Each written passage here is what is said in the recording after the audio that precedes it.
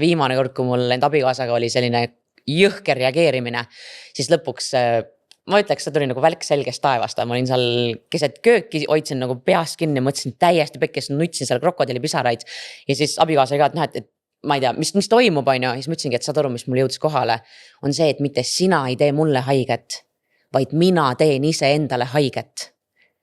Ja siis ma istusin seal köögipõrandal, ma oli täiesti nagu heureka, et teine inimene ei saa ju tulla minu sisse, teha mind katki, teha mind emotsionaalseks, teha mulle mis iganes, vaid mina,